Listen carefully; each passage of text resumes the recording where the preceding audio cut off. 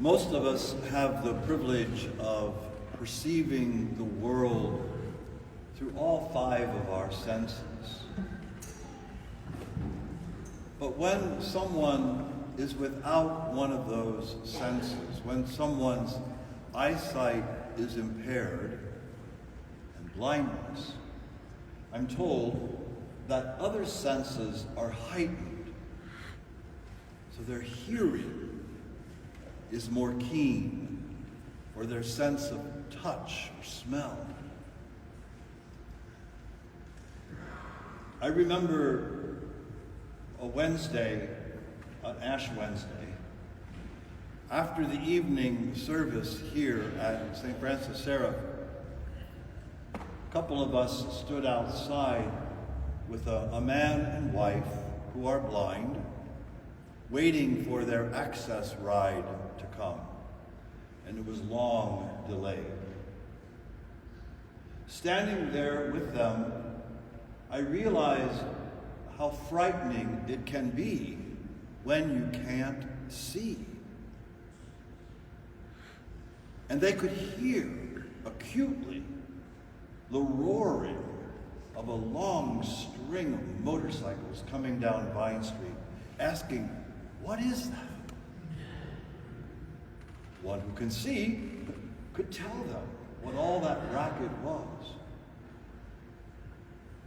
And then they said, "It smells like skunk. Cheap marijuana stinks like skunk." I knew that, but they knew it even more acutely with a better sense of smell.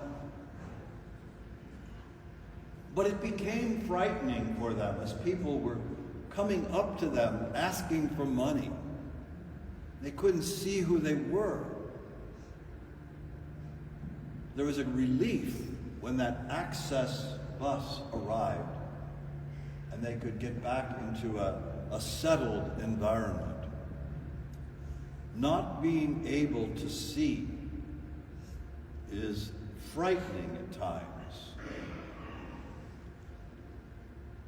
We all know people who aren't blind, but people who are losing their sight through aging, all kinds of diseases. People start to lose the ability to see well, to read, except large print or magnifying glass. No longer can drive because their eyesight won't let them do that. Losing their independence. What a gift it is to be able to see. And how hard it must be when that gift is no longer there. We meet in the gospel today the blind man Bartimaeus. Bar means son, Timaeus, the son of Timaeus. He calls out from the edge of the road. He's listening. Again, those who can't see have keen hearing. He can hear the crowd. And he's asking, "What is it? What's going on?" And someone is able to say to him, "Jesus of Nazareth is passing by." He has no doubt heard of Jesus. And he calls out, not Jesus, son of David, or from Nazareth. He calls out Jesus, son of David.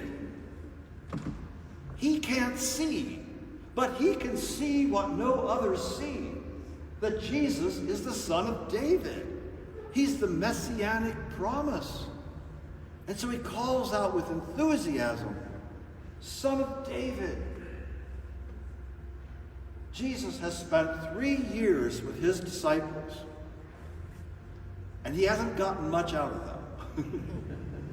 We heard last Sunday, they're arguing about who's going to be first when they come into the glory. It's like after 3 years, that's all you can think about? No one else has ever identified him in the Gospel of Mark as the son of David. But this blind man, with a deep sense of faith, he knows who Jesus is better than many who have been following him. And you can bet your life that Jesus, when he heard that, when he hears somebody from the edge of the road calling him Son of David, it's like, somebody recognizes me. Somebody knows who I really am. Call him. Interestingly, Jesus says, "What do you want me to do for you?" You kind of want to say, duh. I want to see. What do you think I want from you? I want to see. And Jesus says, you do see. You have that gift of faith. And then we are told he received his sight. And maybe other important words, he followed him on the way. Once the man could see, he followed on the way. They were in Jericho, just about 20 miles from Jerusalem. Jerusalem, end of the journey. Did he follow him all the way to Jerusalem? Did he follow him all the way to the cross? Of course we don't know. But there is the sense that because we know his name, it's probable that he became a pretty prominent disciple among the followers of Jesus. Maybe he did follow him all the way. All of us long to see. We often use the expression, I just can't see where this is going. I don't see how I'm going to make it through. I don't see the purpose. I don't see the end of what this is going to mean. There's all kinds of ways in which we profess and confess that we live in a sort of darkness. I can't see. It's not clear. All of us have to recognize that in our lives there is a certain amount of darkness, a certain amount of blindness, that no matter how good our eyes are or how corrected they are by our glasses and our contact lenses, there's still a lot that we can't see. And we long to see. Another blind person that I met in New Orleans when I was a very young priest was blind. She was blind because she had been shot in the face and lost her eyesight. Her two sons, when I first met them, were little boys. By the time I left, they were becoming young men. They were so dedicated to their mother. You would see them walking to church a few blocks from where they lived. See them walking to church on a Sunday, them leading her. Compassionate of what had happened to their mom. Visiting her one time in the home, I was profoundly struck by that woman's faith. If I could see what she saw, if I could see as clearly as she sees, I'd be an ever more blessed man. That woman, for all of the loss of sight, had such a profound faith and never allowed the blindness to get in the way.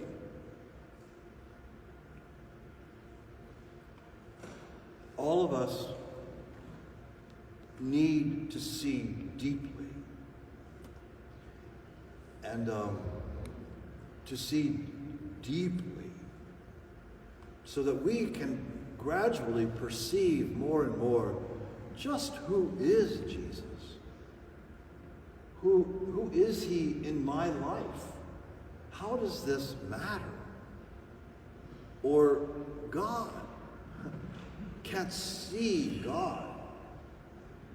And yet, at a deep level, we believe and we try to follow. My prayer for this week, for us, might be that we can see more clearly, love him more dearly, follow him more nearly, day by day.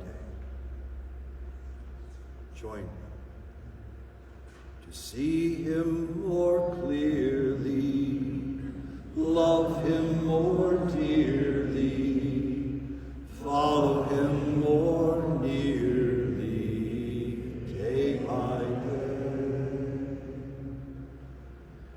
May that be our prayer this week.